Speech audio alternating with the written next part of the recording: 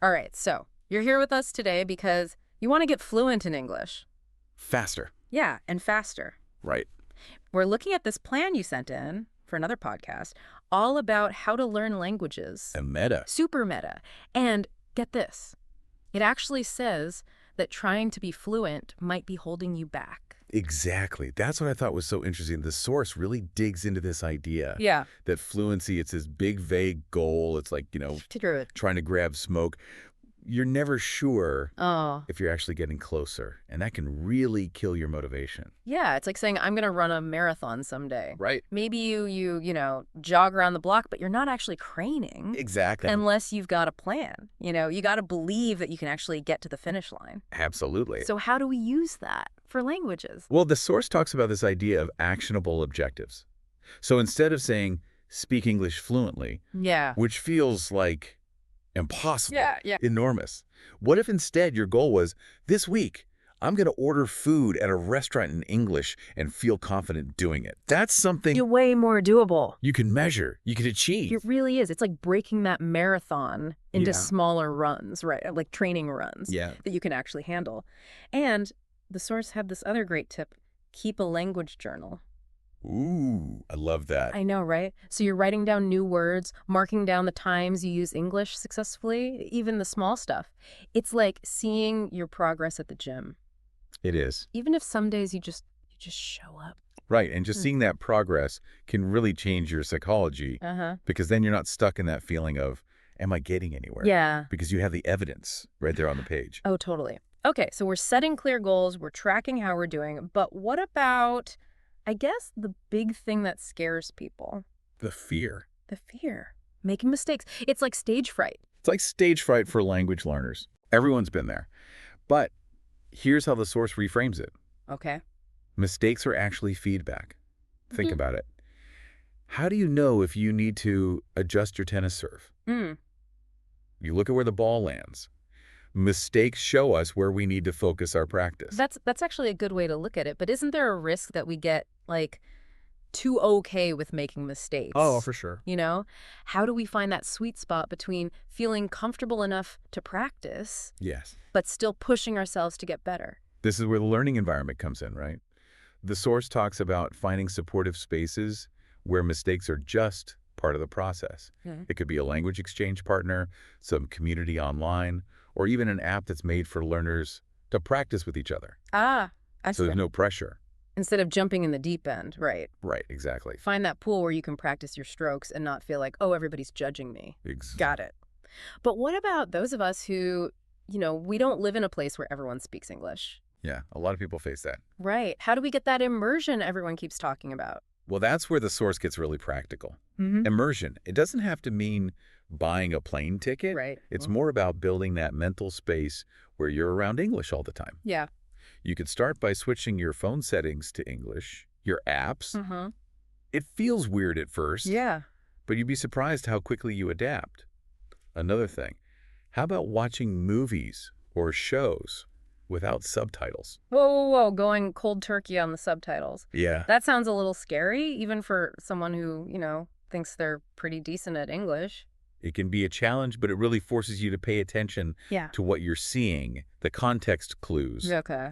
It's like a workout for your listening comprehension. So it's like taking off the training wheels? Yeah. Does it really, make that much of a difference? Huge difference. And here's another one. Try narrating your day in English, in your head, or even out loud.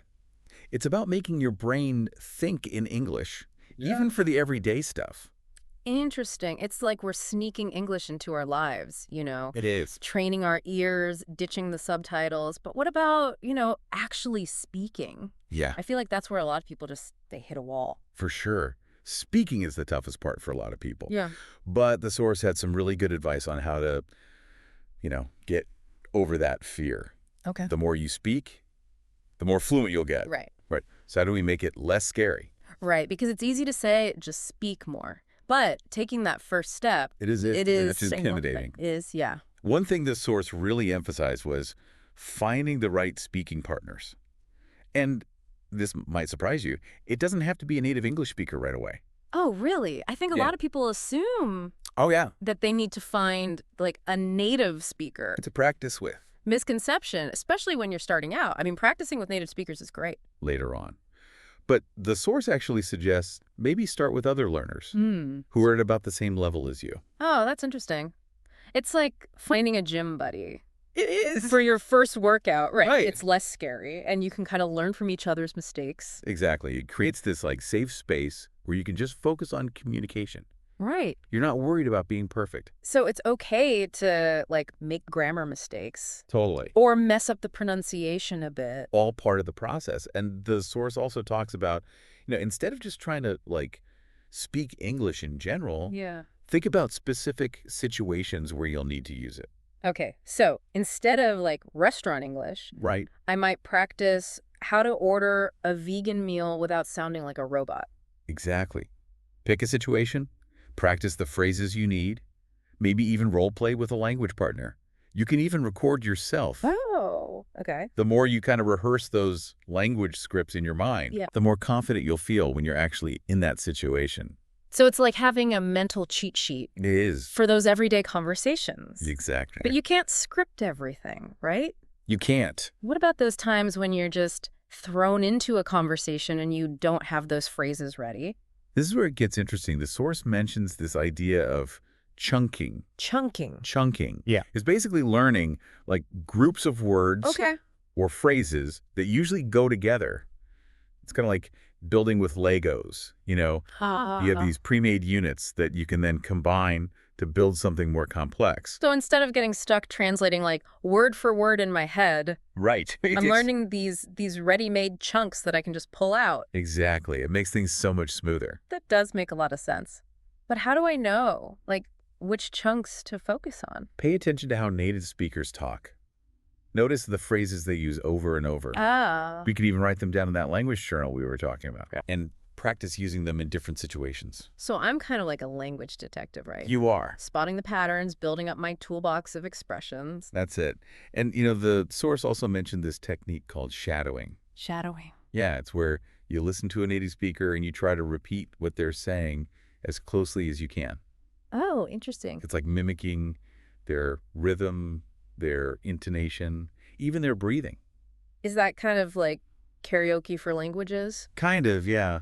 It's really fun. It does sound fun, but does it really work? It's incredibly effective for improving your pronunciation, your intonation, and even your confidence. It's about getting your mouth and your brain used to making those English sounds.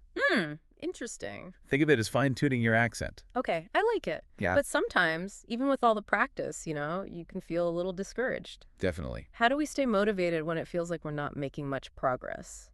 Remember, it's a marathon, not a sprint. Right? There will be times when you hit a plateau or you get frustrated. But it's important to celebrate those small wins along the way. So, like, those times when you finally understand a grammar rule or you have a conversation and you don't completely freeze up. Those are huge wins. Yep. Write them down in your language journal. Tell a friend. Just take a moment to appreciate how far you've come. And don't forget to reward yourself. Rewards. Yeah. Okay, I'm listening. What kind of rewards? It could be anything you enjoy. On watching your favorite show in English, listening to a podcast, maybe buying yourself something nice, or even just taking a break from language learning altogether. Okay, so it's about making the whole experience a little more fun. Absolutely. A little less like a chore. Exactly. I like that. What about people who feel like they're just not good at languages? Can anyone become fluent, or is it just easier for some people? That's such a common question. And what the source says about this, I find it really inspiring. Okay. They say the real key to learning a language isn't talent, it's persistence. So it's not about being, like, gifted. It's about showing up and doing the work. Exactly. Think about it. How do you get good at anything? Yeah. You practice, right? Language learning is no different. The more you immerse yourself in the language, the more you practice speaking and listening, the better you'll get. I like that. It takes the pressure off, feeling like you have to be, some kind of language genius. It is that. It's more about the mindset It is. and being willing to stick with it even when it's tough. Absolutely. And remember, everyone learns differently. What works for one person might not work for another, right? So experiment. Find what clicks for you. That's true. We're all wired a little differently, right? They are. So instead of trying to fit into, like, one specific way of learning, Yeah. we need to figure out what works for us. Exactly. And don't be afraid to ask for help. There are so many amazing resources out there. Online courses, language exchange partners, tutors, all sorts of communities. Leverage those resources. So it's like having this whole team of language learning cheerleaders You do. in your corner, right? You do. Helping you along the way. Exactly. And remember, this journey of learning a language, it's full of surprises and discoveries. Yeah. It's not just about communication. It's about opening up your world, connecting with new cultures. It really enriches your life. I like that. You know, it seems like this whole conversation has really been as much about like mindset as it has been about the actual techniques. Yeah. Right? We've talked about setting goals we can actually reach, not being afraid of making mistakes, even like surrounding ourselves with English. It's almost like we're rewiring our brains. It is. It's like creating a new operating system. And that's Yeah. something the source talks about a lot. Yeah. This idea of shifting how we think about learning a language. Yeah. It's not about like forcing ourselves to memorize all these grammar rules or Yeah. feeling like we're failing all the time. Yeah. It's about coming to English with a sense of, I don't know, playfulness, Yeah. curiosity, even a bit of humor. So instead of English being this like mountain we have to climb, Right. it's more like exploring a new place. Exactly. And just like any explorer, we need the right tools and the right resources right. Mm-hmm. And we've talked about some of them already. Finding people who support you, trying different methods, even giving yourself little rewards along the way. But there's one thing I really want to emphasize.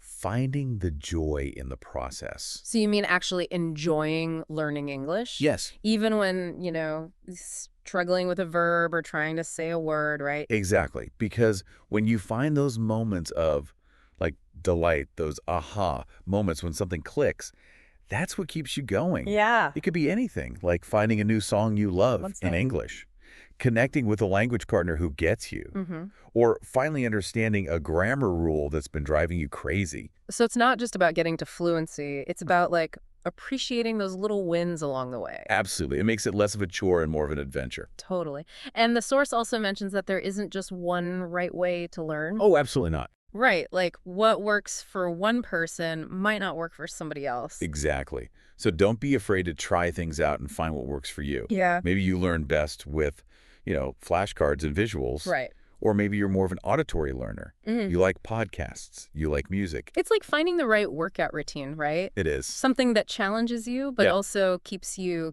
interested. Keeps you coming back. And speaking of workouts, consistency is key. It's not about cramming in hours and hours of study. Right.